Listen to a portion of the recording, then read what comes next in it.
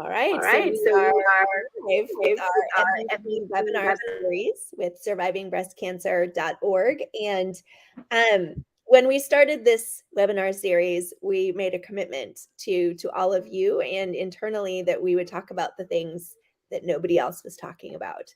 And tonight is no different because literally we are going to be talking to Gabby, who, as you see on the screen here with her presentation, is the Death Talk series. And yes, it's hard to talk about these things. Yes, culturally, this is not something that's comfortable. But the more that we talk about end of life issues, the more that we talk about what we want to have happen in those moments, in those months or years leading up to the end of our lives on this plane, the less scary it is, right? The less stigma there is around it, the less um really just the less scary it all is, because I know that it's unknown, and it's an experience that all of us will experience once, unless those people have had those near death experiences and come back, but we're going to experience this one thing, this transition, one time. And so making it as comfortable and as pain-free and as easy as possible is something that I think we can all aspire to. The idea of a quote unquote good death, whatever that means to people individually. So super happy to have Gabby here tonight, and we are having some sound things that we are working out in the background. So please bear with us as we go forward with the talk this evening. But Gabby, I would love for you to introduce yourself and give us a sense of what is it that brought you to this particular vocation and this particular topic. So if you'd be able to share that as soon as As Laura Laura unmutes you. unmutes you. There There you you go.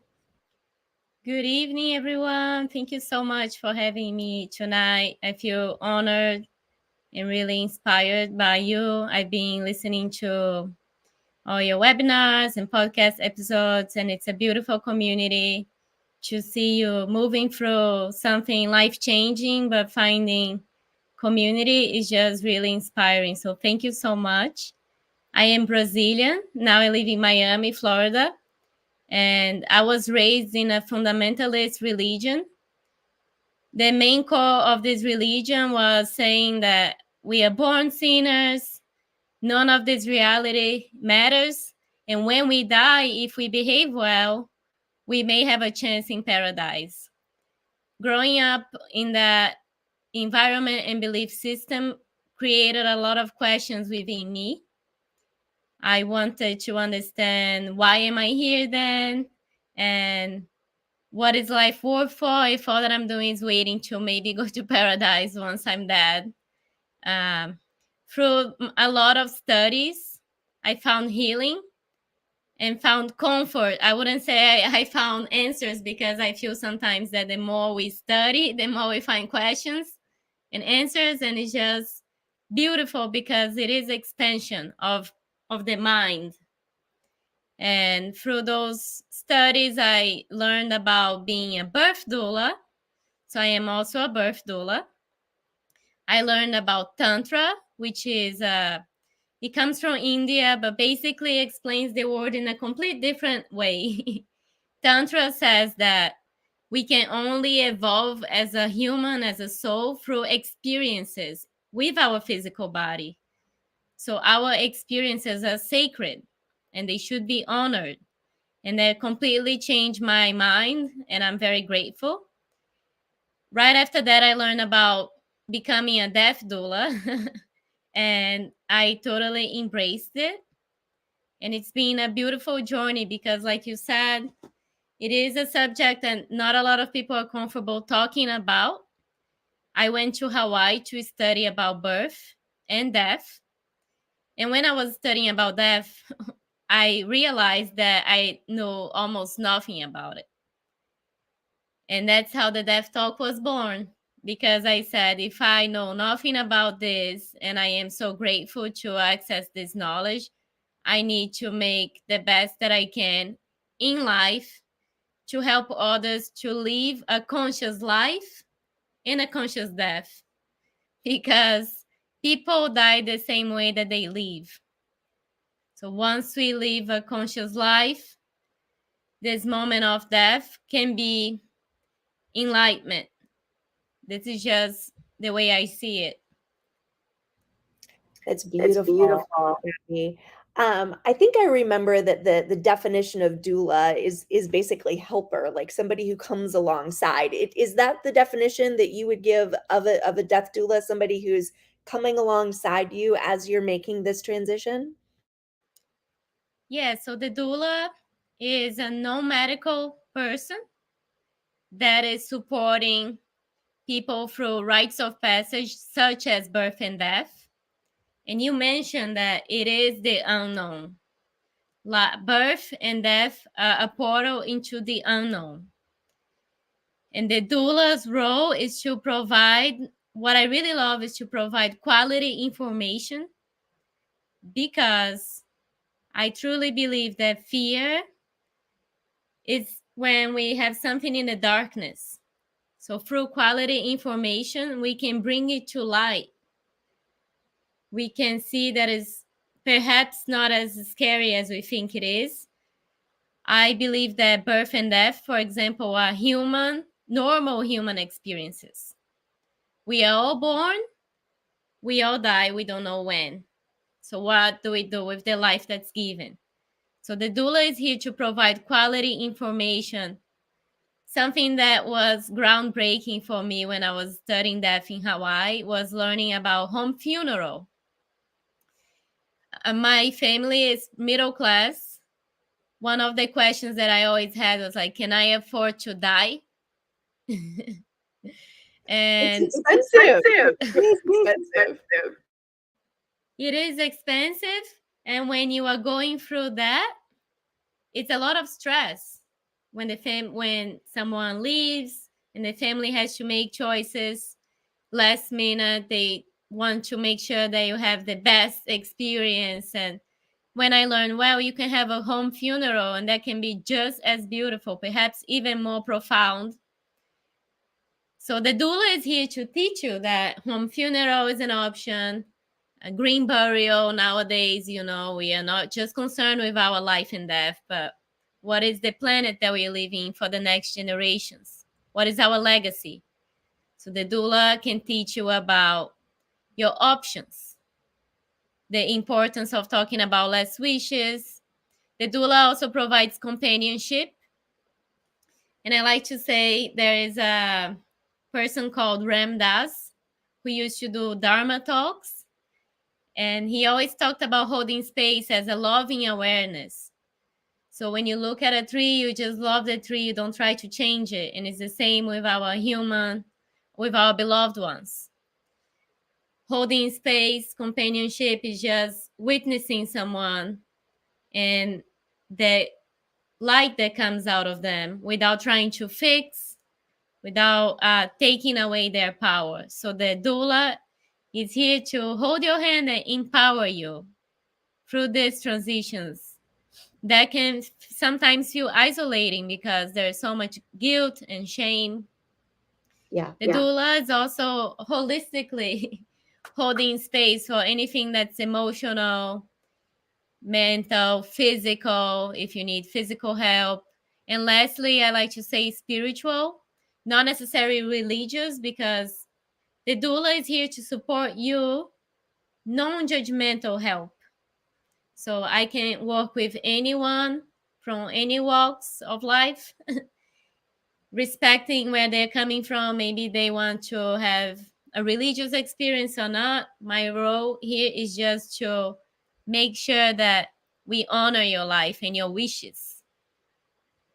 I love I that love that definition of definition. holding space. That's such a beautiful representation. I think it's hard to not want to fix, right? It's hard to not want to give advice or instruction and that sort of thing, but such magic occurs when someone just is just there with you. I love the metaphor of the tree. You're not trying to change the tree, you're just being there with the tree. I love that.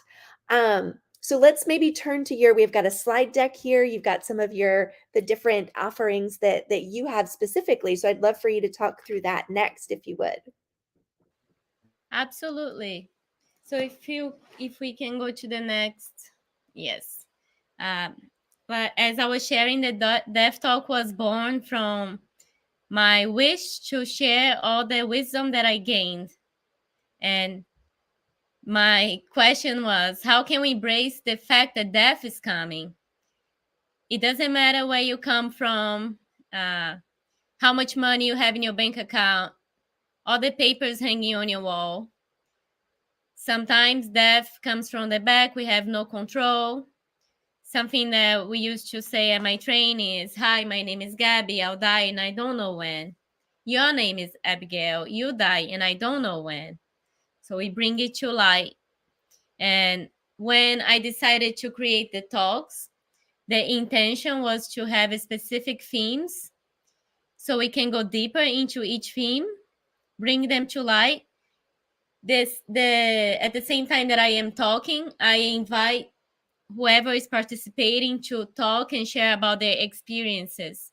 And usually I have a talking stick because we want to make sure that whoever is talking is just talking and everyone is just listening. And at the end, we say thank you. We don't give our own opinions because we respect the human who's in front of us. So I'll just quickly touch on each talk. The way we are born says a lot about how we live and die. Oftentimes, trauma starts at birth, starts during pregnancy. So it's never too late to address whatever happened in the past so we can live life more fully. I also teach about cycles because when we understand that everything in nature is cyclical, through life we experience many births, lives, and deaths and rebirths. I like to say that when you go to school and you graduate, that part of you is never coming back. When you start a relationship with a friend, with a partner, and for some reason you break up, that's another death. So I truly believe that we go through smaller deaths through life, and it's all preparing us to this final moment. It's all an opportunity to learn and grow. I also teach about options, as I mentioned, the greener ways of dying, conscious death. What does it mean to have a conscious death? We talk about why we should have less wishes later as soon as possible. Uh, because sometimes death comes from the back. We have no control. So when we don't have our last wishes later, we leave it to our loved ones to try to scramble and figure out. Maybe they feel guilty. They don't know if they honor you. So having your letter, you can write it anytime, at any age. Talk about what is meaningful to you so we can honor you. Everyone would like to give you that gift. We also talk about grief because grief comes in waves. It's not a linear experience. I used to say that grief is if you drop a cup and it shatters on the ground, you may try to pick up the pieces and put it back together, but you always have that scar. It's the same with grief. We learn how to live with it, but society doesn't create a container for it, a safe container. There's a rush to go back to work, to be productive. It's really important to talk about grief. Like you said, Abigail, we'll be talking about things that not a lot of people like to talk. So I also plan on talking about suicide, specifically teenagers, mental health. That's an age where many of us go through questions and have to go through it alone. I talk about astral travel and dreams because a person who is 70 years old spends 30 of those years dreaming. Where do we go when we dream?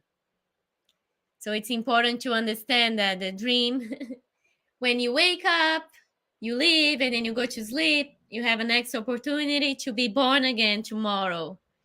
Exercising gratitude every time we get to see the sun rising every day. It's a beautiful practice. I also work with indigenous tribes from Brazil, and plant medicine, which is very helpful at end of life care. Also, people can experience the so-called ego death, which is learning that our belongings, my ring, my earrings, my clothing, all of this is going to be gone one day. So learning to stay with what's essential and nurturing our relationships. Lastly, the last talk is about the afterlife, because the beliefs on the afterlife sometimes hold us back from living this life. So I would like to just bring awareness to all of those themes. I have done these talks in Miami in person through Zoom. I have also done talks at music festivals. I had a talk that was about sex and death and how those two experiences can be orgasmic if we learn to surrender, no expectations. And I have done this talk at a festival here in Miami and also in Asheville, North Carolina. So it's been an interesting ride, and I'm very grateful to be able to talk about these themes, connect with a lot of people, because birth, life, and death, to me, they are all connected when we embrace it with curiosity. I love that. So on your deck here, the at the death talk, that's on Instagram. So would encourage everybody to follow Gabby there. But we've had a couple of comments that I think in some ways encapsulates what in the MBC community that we often experience. And one is just being sick and tired of being sick and tired.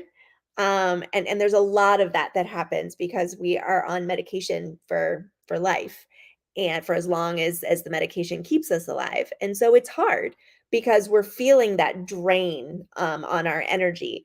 And then not just the energy, but then there was also another comment about just it's expensive.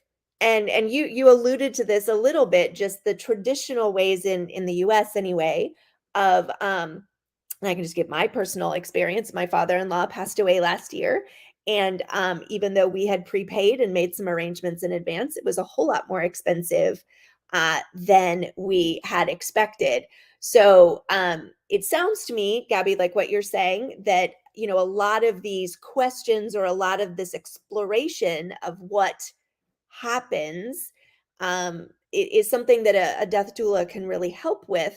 But if you could maybe address just the financial toxicity of being really sick means that it's harder to access some of these services. And how do you work with clients in order to meet some of those concerns or those needs? Beautiful. So the death talks, they are supposed to be for everyone. That's one of the principles that I really meditated, because like I shared, I do work with indigenous tribes. So it'd be very easy for me to talk to the shamanic folks. But my decision was to make it accessible for everyone, because we all die. We don't know when. We need to be educated as a community. And the reason why it is death talk is so we can create a dialogue between many of us who are going through life. So when I host the talks, the pricing is $22, because I would like it to be accessible. And if you're doing through Zoom, it's discounted, it's 18. If someone is going through financial burden, always message me. I'm happy to accommodate. When I work with clients one-on-one, I offer either one session through Zoom or a package. And I usually offer grief support, grief rituals, because we talked about grief briefly, but now going a little bit about what it means to grieve and what you were describing to me. I'm sick of being sick. I'm sick of how expensive it is. There's so much going on here. And grief needs a place that we can put our feelings and emotions. I'm also a Reiki healer. And when we understand energy, we understand that energy wants to express itself. So if we keep grief or any other emotion, really, anger, sadness, fear, if we keep it in our body, it will manifest sometimes as a disease. What I learned is that society, we don't have room for grief when someone is gone from our life. We have a few hours and days to figure out all the logistics, and then you have to go back to work in 1 or 2 days. You have to be productive. So part of the grief ritual is, no, wait a minute. Let's look at what happened here. And I usually create a container, be it having pictures or flowers or chocolate. Tantra explains that we are alive through our senses. So using the smells, the touch, taste. When you create a grief ritual that is beautiful, you honor whatever it is that you're grieving that is not there anymore. It may be a relationship, it may be your old self before you receive the news that you have metastatic breast cancer now. You may grieve this. So it's really beautiful because it brings many possibilities. And I usually charge for my services for the one or for the package. And I could also travel to places. So if someone would like to connect with me, I can travel. We can do meetings through Zoom or in person. I believe that when we work with someone through end of life or birth, it's someone very specific. I don't believe it's a coincidence. So you can always go online and look for other death doulas. Even if you go on Google, there are many websites where you can find someone who you really resonate with, because it's a life-changing experience, and you can have a death doula for yourself and for your family, because sometimes your family is also moving through all these emotions. It can unite you. That's a reminder too that just, it's not just the person going through the illness and the eventual loss of their life, that transition, but it's also all the people around them. And I mean, I have to tell you, I had a birth doula for my second birth, and that there's a bond there that is not really like any other bond when you go through such a transition or such a meaningful experience alongside somebody. It really changes that relationship in a lot of ways. So I appreciate you sharing that. Are we ready to move on to the next slide?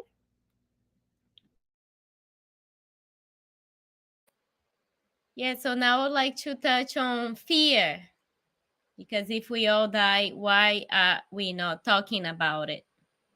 And something that I was meditating is that when we understand our body, we can understand a lot about our own reality.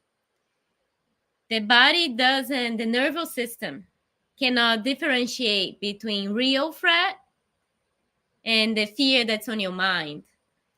When we have fear that's lingering for too long and creating anxiety, that causes a chronic response.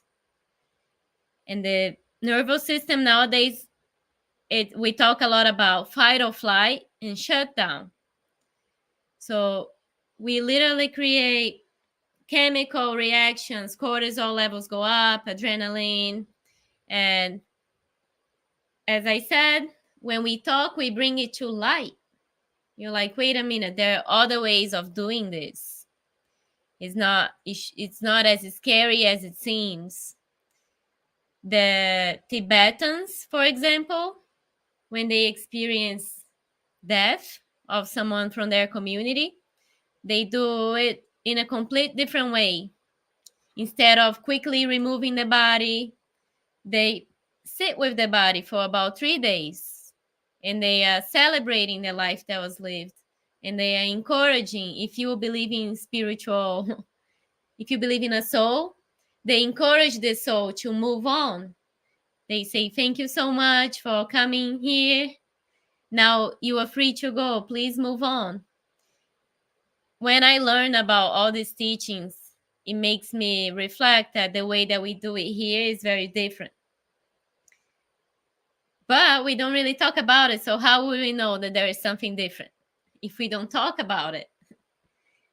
And I believe that talking also helps us to dissolve any sense of isolation, because sometimes you may think, I'm going through this alone, but as you start sharing, you learn that a lot of people are there for you, right? So I believe that it's an opportunity to connect when we talk and we learn to listen.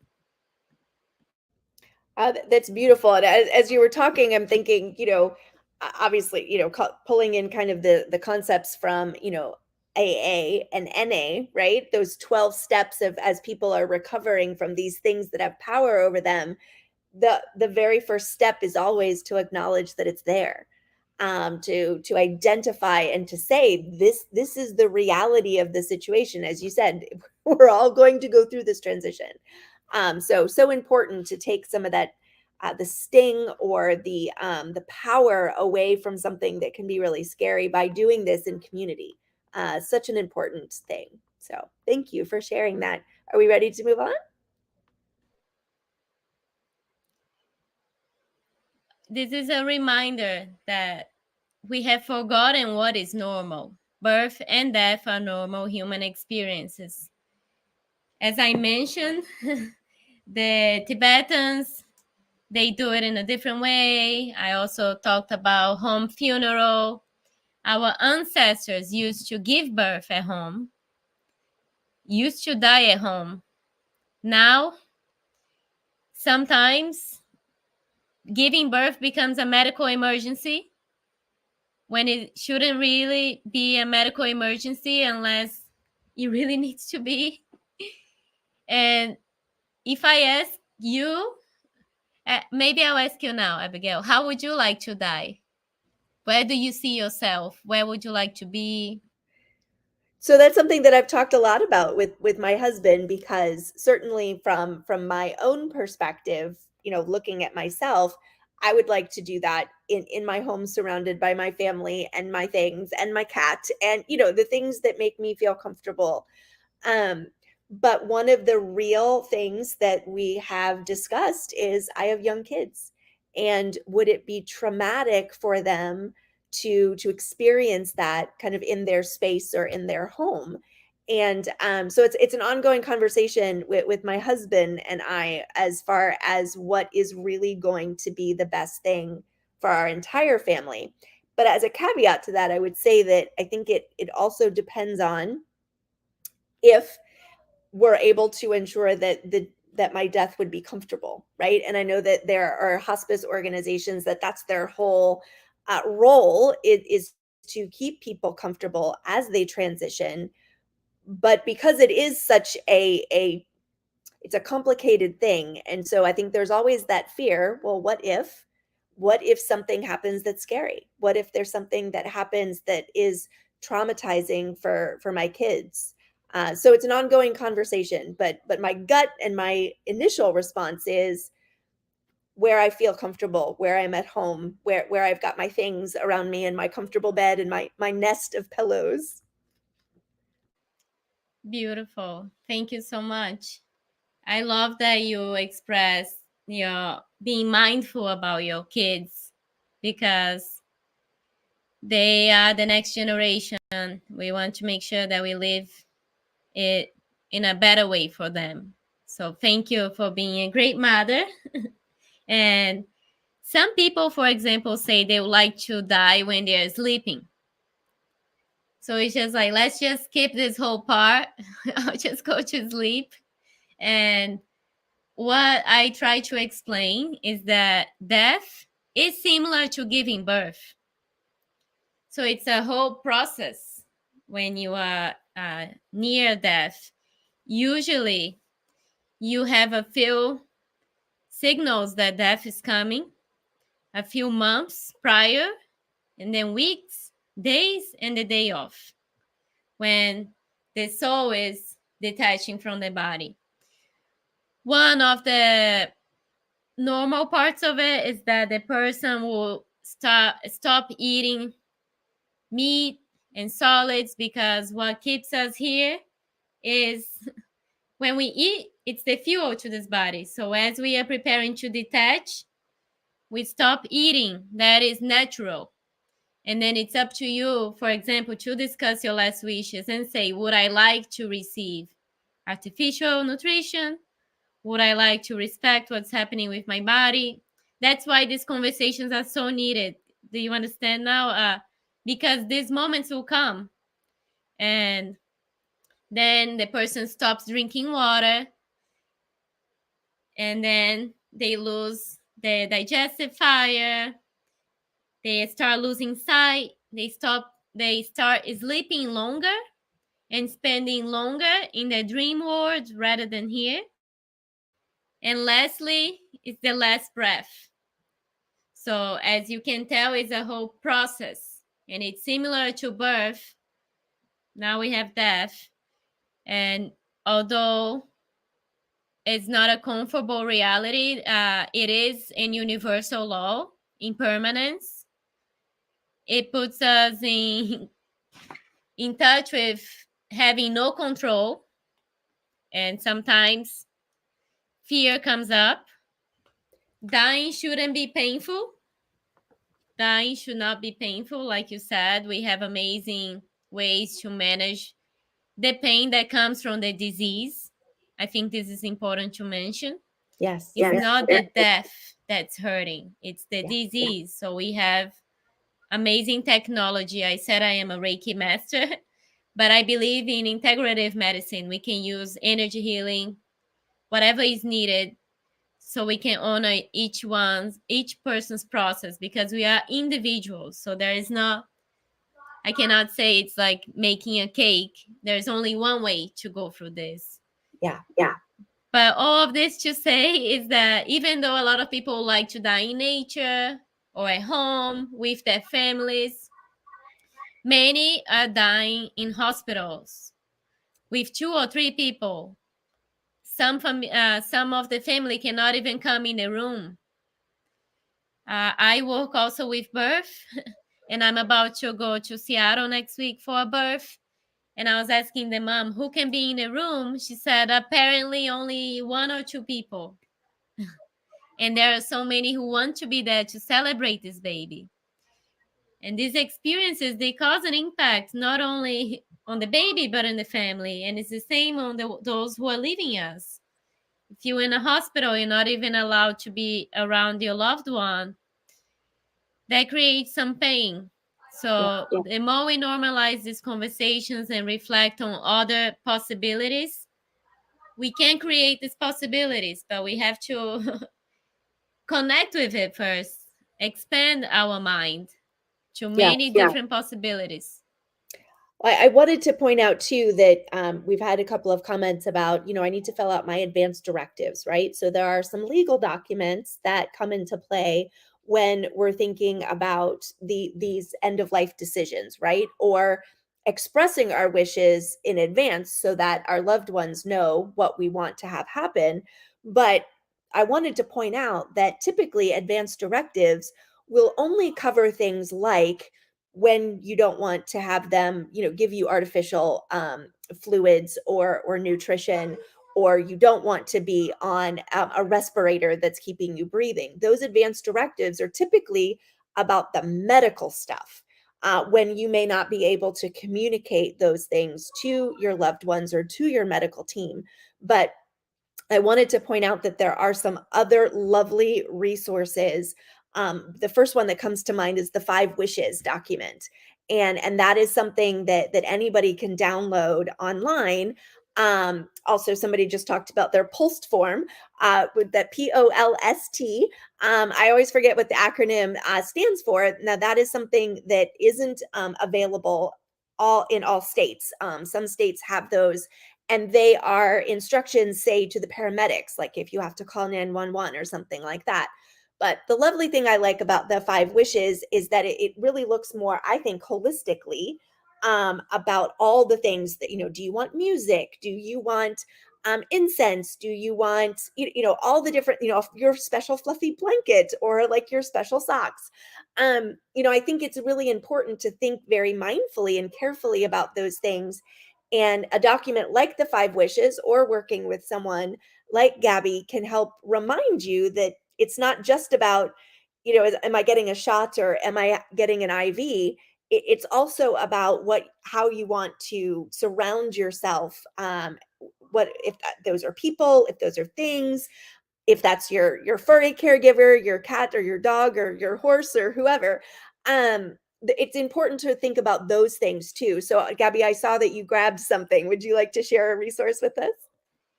Absolutely. Thank you. So there's this great book, Beginner's Guide to the End.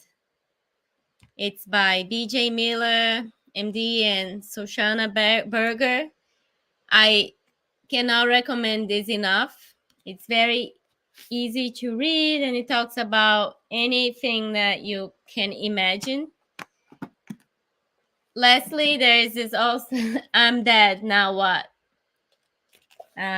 Important information about my belongings, business affairs, wishes. So you can write your social media passwords, you can write information about your financial, bank accounts, any important piece of information that's going to help your family. Unless you even have a place for your wishes. I think this is great because if you don't know where to start, it gives you guidance. When you are not here anymore, who has your social media password, or what's going to happen to your journals, or anything really that's important to you? I think that the greatest purpose of doing something like this is creating peace of mind for yourself and for your loved ones. Because nobody wants to wonder what is it that you wished, or how can we figure out your passwords. If it's that easy, it can take us a few minutes or hours to write it on a paper.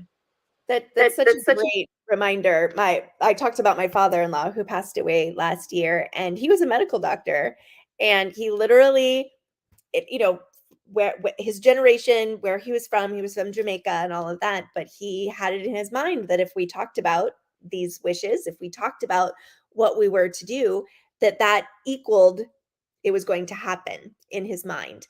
And so, I think a lot of people think that way, not necessarily in some of the older generations, but certainly that is a kind of prevailing thought process that if we talk about it, we're manifesting it, right? We're putting it out into the universe, then it's going to happen.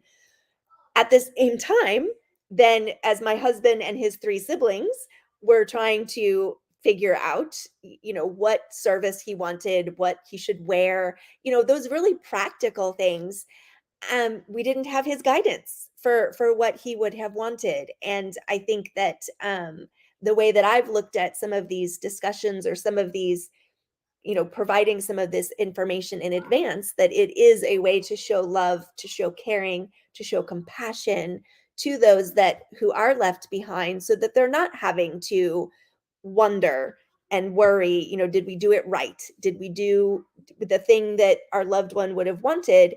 If you provided that information, that can be really, really helpful. I know at least on Facebook, there is an option to establish a legacy contact. So if you forget to write the password down in a book like that, I have that book that you showed, Gabby, the I'm Dead, Now What? I think it's a great book. The only thing that they could have done better is have little pockets so you could like put things in. I have to like staple things to the pages. But I think that legacy option, at least on Facebook, can be really helpful if you've forgotten to write your password down. And one thing that I see a lot of times that happens in our community is there's a husband, a child, a friend who then goes to all the different Facebook support groups that their loved one participated in, and posted and a lot of them will post very kind messages about how much their loved one was supported by the group and how much they got out of the connections with other people, that community. And I, you know, I have designated someone other than my husband to do that because he would not. But I do think it's important for people to have some of those jobs or tasks after someone has passed away. That way, those messages can be passed on to the people that are important to them. Something important about this is choosing someone that you really trust that will follow through with your wishes. Because sometimes they won't. So it's really making sure that it's someone that who loves and respects you and will really follow through. And I think we can pass to the next slide now. But what was coming up for me as you shared about your experience with your father-in-law is this fear of bringing it to manifestation. If I talk at the suicide talk, I say talking about suicide is not suicidal, and talking about death is not creating death. Going back to energy, because when we understand that everything is energy, we don't only eat what we eat with our mouths. The conversations we have are nourishing or depleting. The friendships we have are nourishing or depleting. The music I'm listening to, is it nourishing or depleting? Being really mindful about my environment, because nowadays science already proves through epigenetics that we can awaken or turn off our genes through our environment, thoughts and feelings and emotions.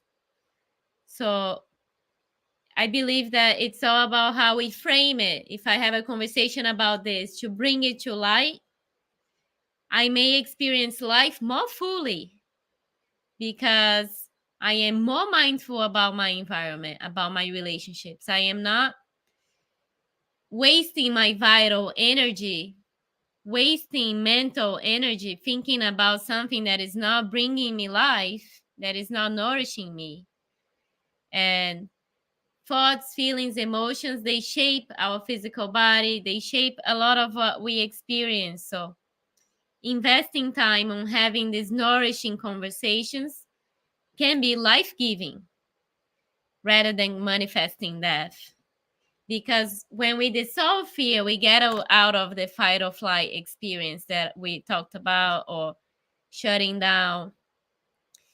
It's all about understanding that it can be spiritual energy, but science even proves it now through epigenetics that we can choose where to put our focus and have the conversations that are needed when we have life. That's That's beautiful. beautiful. So we So we have we have probably another 10-ish minutes. So I know you have two more slides that you want to get through. So maybe let's go to the next one. Thanks. Yeah, so this one is exactly on what I was talking. Is the goal of the death talks and my purpose, if there is such thing as a purpose, because ultimately I believe our purpose is to try to be as happy as we can. I know we all go through hardships, but I like to remind myself to live life before we are dead. Not wait until our final minutes, final days to tell someone that we love them. If we talk to someone who is on their last days, they will probably talk about things that they didn't do and they wish they had done, and all the amazing experiences that they will cherish forever. We have multiple opportunities to live, and I understand that not every day is easy to get out of bed, but we always have a power to choose, and really have this as a reminder what I just said. Our environment really shapes us. So if you are in an environment or relationships that are not supporting you on your journey now, please make your powerful choice to choose yourself, to work on your self-worth, so you can live your life before you are dead.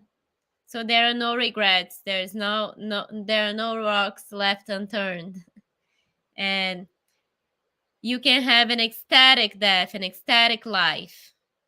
But nobody can do this for us.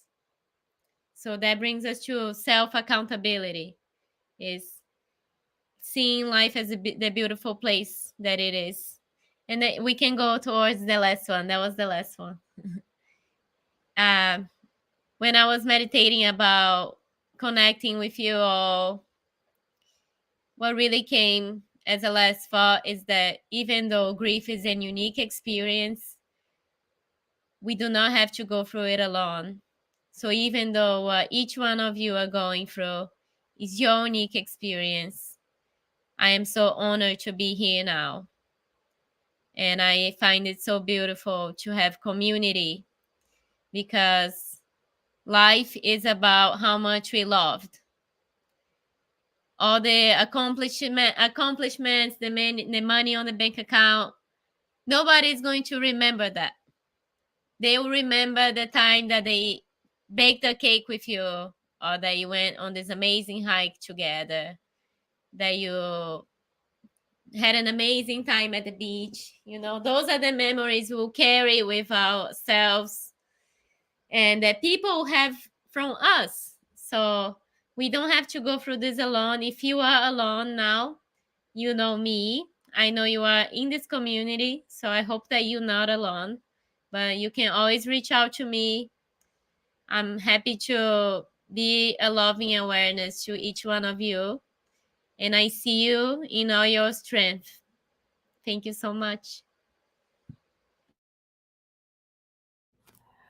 Thank you, Gabby. Really appreciate you highlighting these things for hopefully for everybody to consider. Grief is something we talk a lot about in our community, in the MBC community, and with SBC. So it is a part of the experience of living with a diagnosis that is serious. Um, and while I will never ever agree that cancer is a gift, I can't get there in my mind.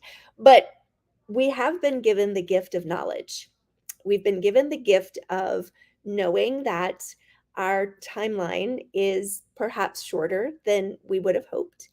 And instead of having a situation where it is a traumatic or a sudden or unexpected situation, we do have that gift of foresight and have the opportunity, perhaps, to do some of these things to prepare ourselves for this transition, to prepare our families.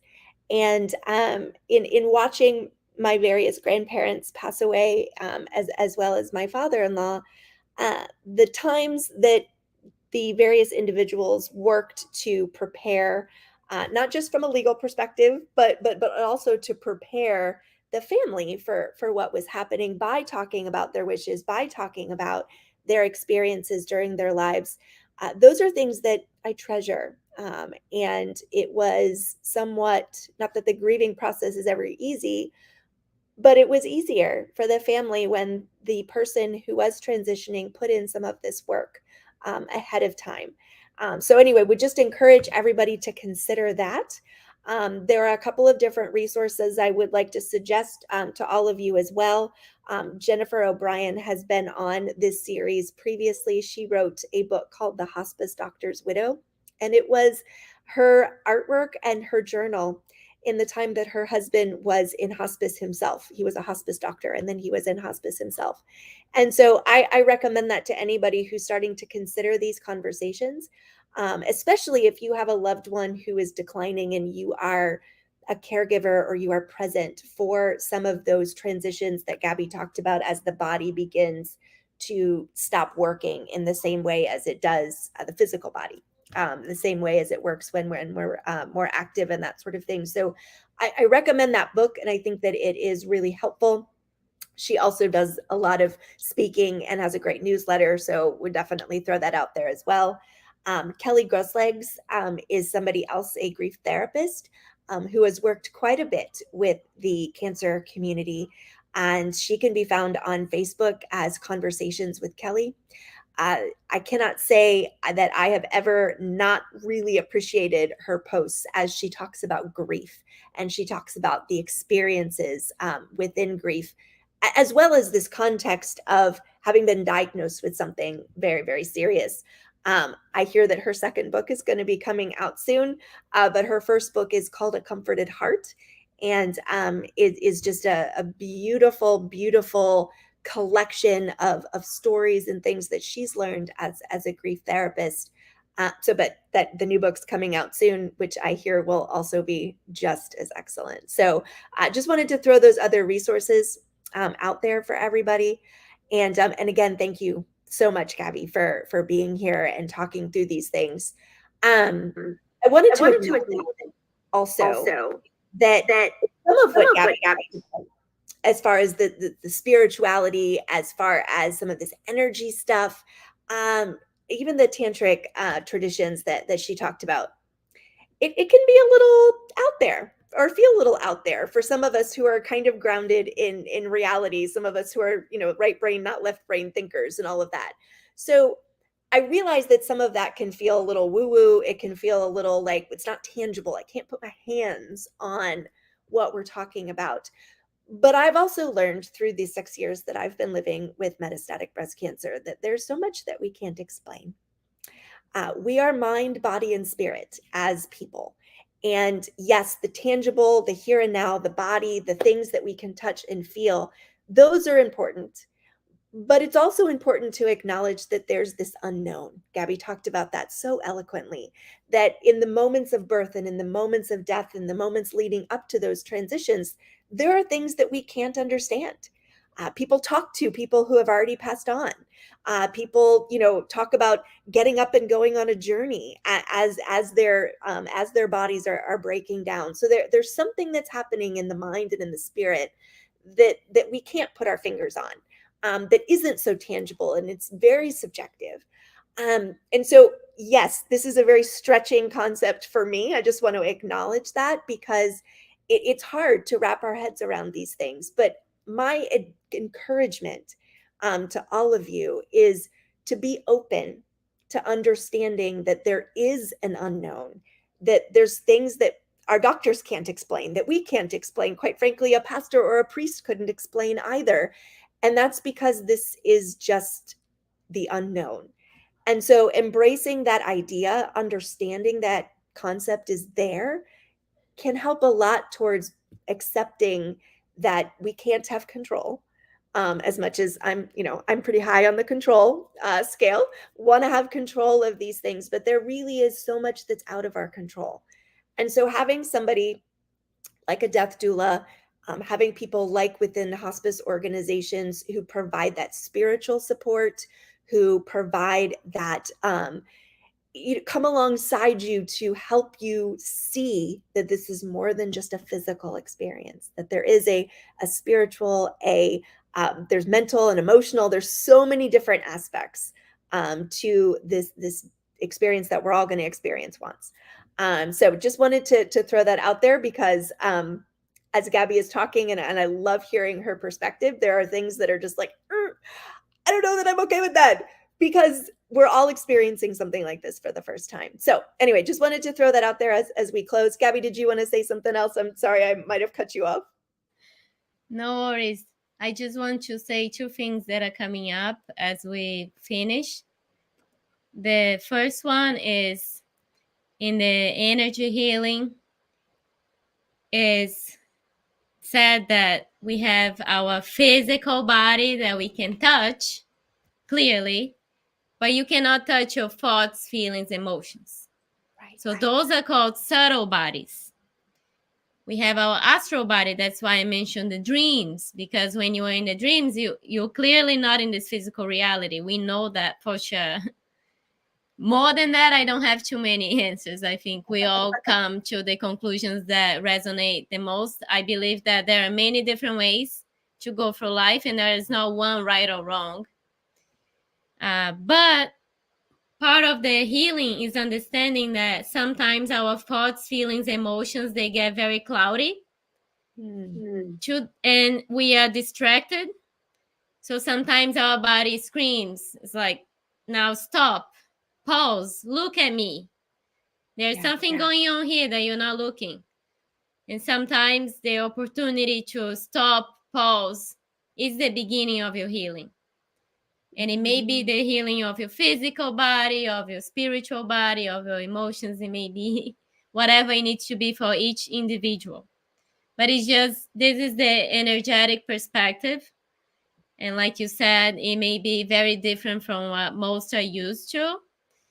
When I heard it first time, I also didn't understand. I believe that sometimes we get in touch with the same information many ways through different sources until it makes sense. We need to first you acknowledge that something is different, and then you experience, you practice until you become. So even if you listen to this for the first time and it doesn't make sense, it's okay. Thank you for your attention. The last thought is that please, let's not be distracted with life. Life is full of distractions now. We have our phones. Everything is that. I won't go into a list here, but it may sound cliche and maybe even woo-woo, but all we have is truly now. This hug, this kiss, this love, whatever it is that we are doing, that's all that we know that we have. I don't know what's going to happen tomorrow. I hope we all have a beautiful day, and I hope that we are not distracted to the gift that it is each and every moment here on this physical body. So thank you once again for having me here tonight. I wish you all a beautiful life and a beautiful death, a conscious life, a conscious death. Sending so much love. Thank you, Gabby. Yeah.